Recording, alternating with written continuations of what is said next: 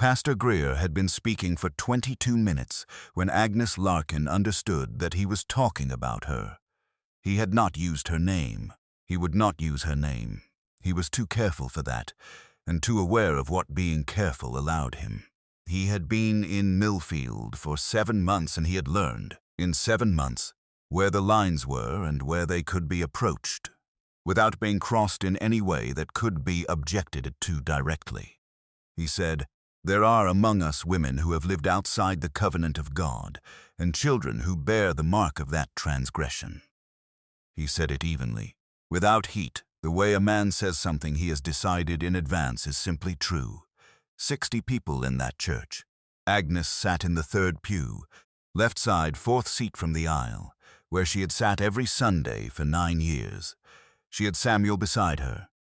Samuel was 4 years old, and he was being very still and good, the way he was always still and good in church, which Agnes had taught him without meaning to by always being still and good herself. She did not move. She could feel the shift in the room the way you can feel weather coming before it arrives. A slight recalibration, a changing in the weight of the air. She heard, to her left, Mary Cook draw a breath that was not quite a breath and set it back down quietly. She heard Robert Hale in the back row clear his throat once. A sound that meant nothing and everything. The particular sound of a man deciding not to speak. The children in the gallery had gone still. Children have a sense for when the adults are afraid, and they adjust accordingly.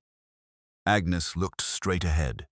She looked at the cross above the altar, which she had looked at every Sunday for 9 years. And she did not give Pastor Greer the satisfaction of looking at him while he said it. What I want to tell you about is the man in the 4th row.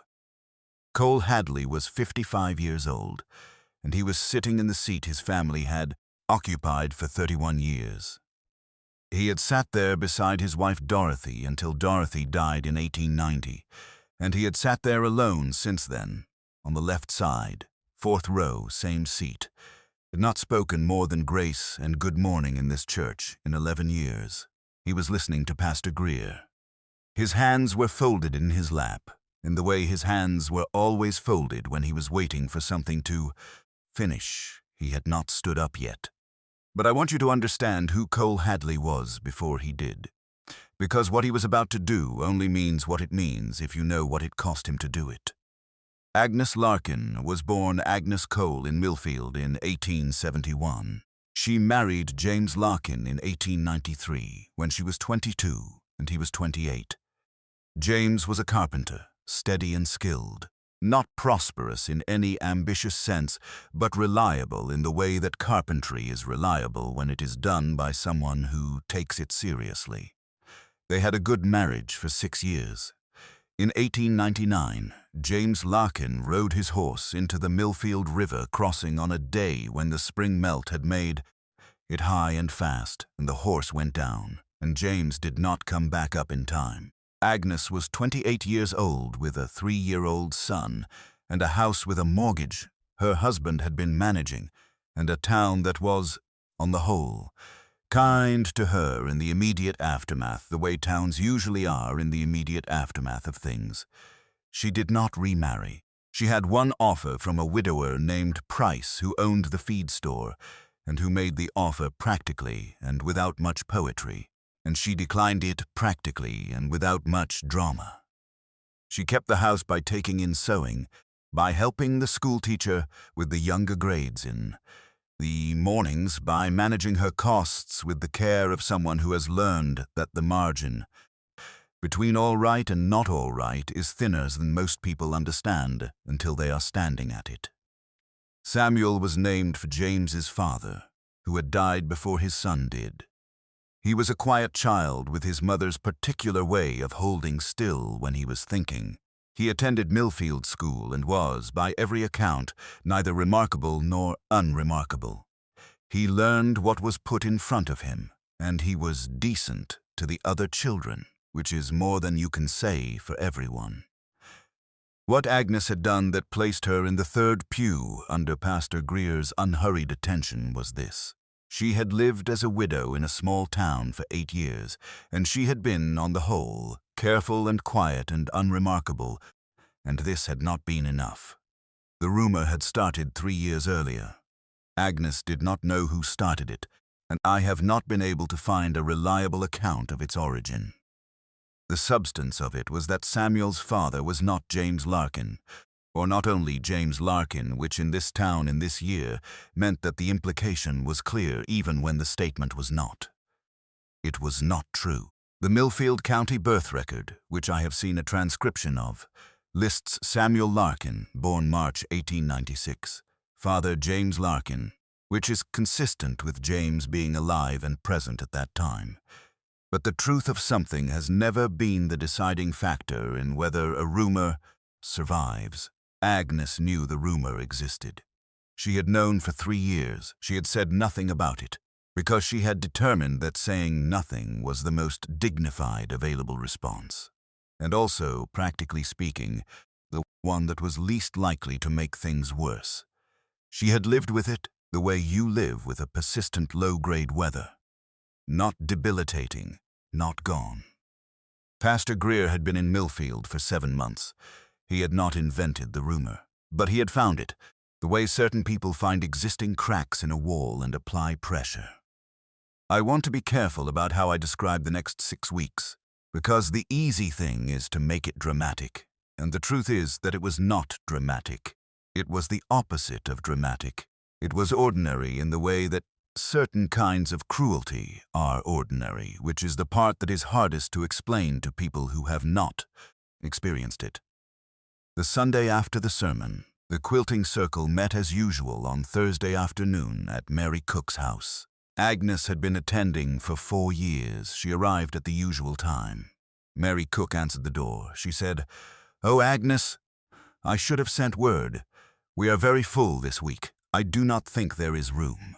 Agnes could see through the gap in the door that there were 4 empty chairs. She said, "Of course, another time." She walked home. The following week, at the school, one of the parents collected her son from morning lessons early and said to the teacher, in a voice that was not quiet enough, that she did not think it appropriate for her child to be in the same classroom as certain other children. And the teacher, Miss Holt, who was 24 years old and had been in Millfield for 1 year, and was in no position to push back on a parent who, had standing in the town, had said, "I will look into it." She did not look into it in any way that changed anything. But Samuel knew something had been said about him. He did not tell his mother. She could tell he did not tell her by the way he was quiet at dinner that week, in a different way than usual. Robert Hale stopped tipping his hat to Agnes on the street. This was a small thing. He had been tipping his hat to her for 9 years. The absence of it was a small thing, and also not a small thing, because the accumulation of small things is how the shape of a person's life in a community is actually determined, and Agnes could feel the shape changing. She kept going to church every Sunday. 3rd pew, left side, 4th seat. She did not give up the seat because it had been her seat and James's seat before that, and she was not going to be displaced from it by a man who had been in this town for 7 months. She went to Pastor Greer once. She went to the church on a Wednesday morning and asked to speak to him. He received her pleasantly, and with a particular brand of pastoral concern that had the texture of sympathy and the substance of nothing. She said that she wanted to address the remarks he had made in the sermon. He said he had made no remarks that were directed at any specific person. She said that the congregation had understood them to be. He said that if the congregation had applied them to a specific person, that said more about the congregation's conscience than about his sermon. She left. Cole Hadley watched all of this from whatever distance his life put him at, which was not much distance in a town of 300 people.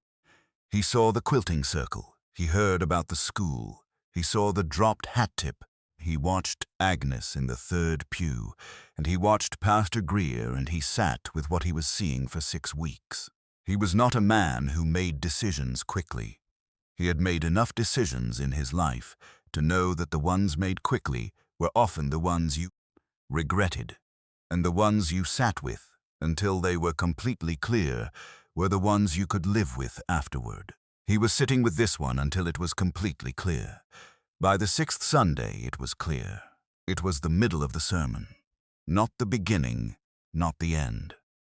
The middle, when people are most settled, when the rhythm of the thing has established itself, and the expectation is that it will continue as it is. Pastor Greer was speaking about the obligations of the Christian household to model virtue for the surrounding community. He was not, this particular Sunday, making his remarks as pointed as he sometimes did. He was speaking generally, but the general remarks were doing the same work the pointed ones had done, and Cole, in the fourth row, had been listening to both kinds for 6 Sundays.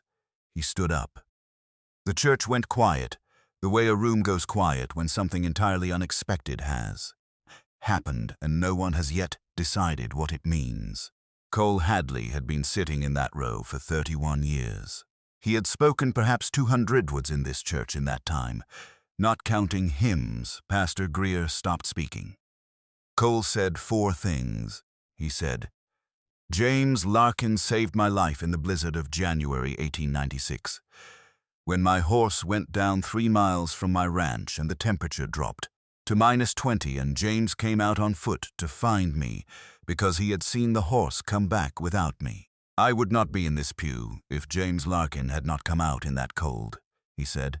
"His son Samuel carries his father's name and his father's character, and I have watched that boy for 4 years, and I will not sit quietly while someone uses a pulpit to suggest otherwise," he said.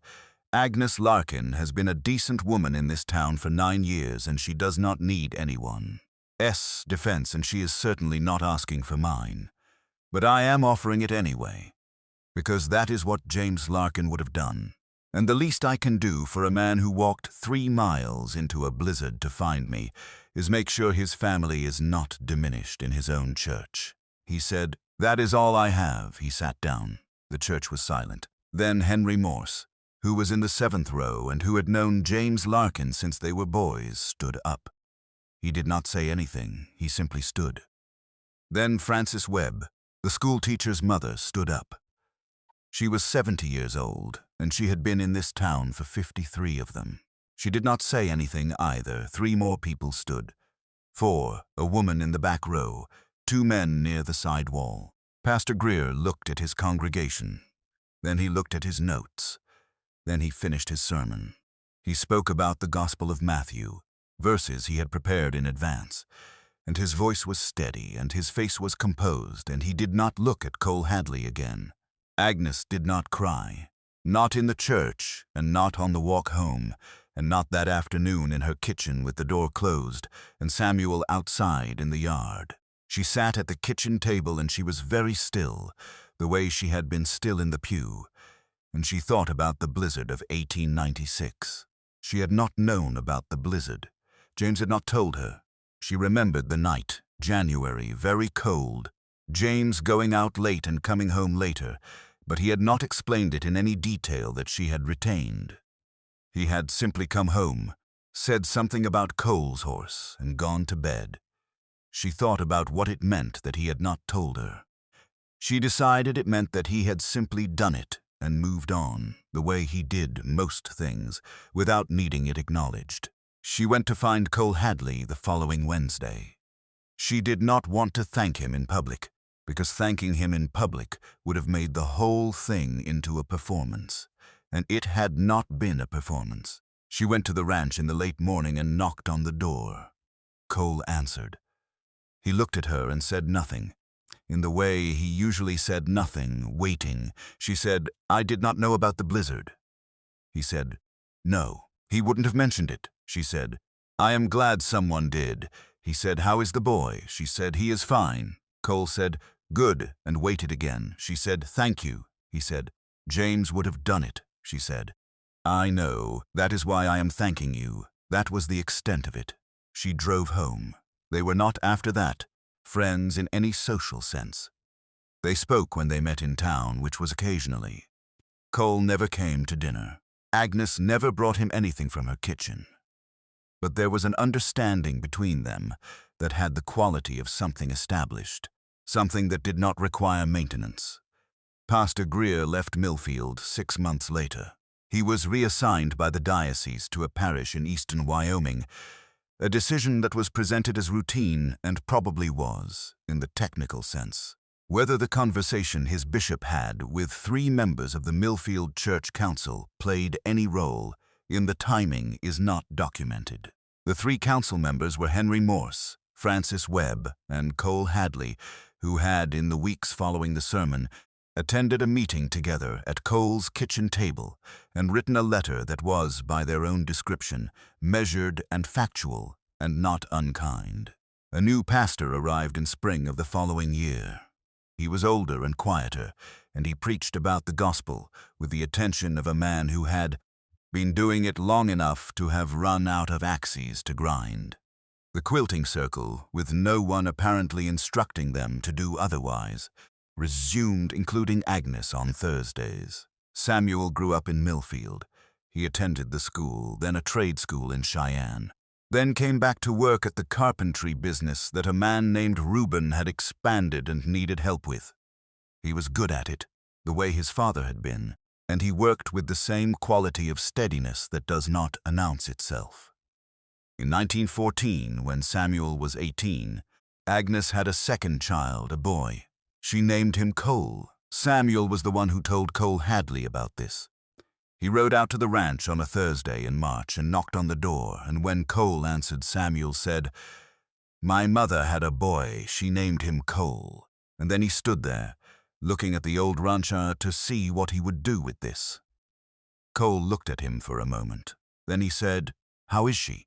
Samuel said, "She is well." Cole said, "Good." Then he said, "Tell her I said congratulations." Samuel rode home. Agnes received the message and said, "That sounds like him." The boy named Cole grew up on the land adjacent to the Hadley Ranch, which Agnes purchased the lease on in 1918 when the opportunity arose, and which her son worked for 20 years and eventually bought outright. Cole Hadley, the rancher, died in 1921. Cole Larkin, the boy, was 7 years old, and the only thing he knew about his name was that his mother had chosen it carefully, which told him everything he needed to know.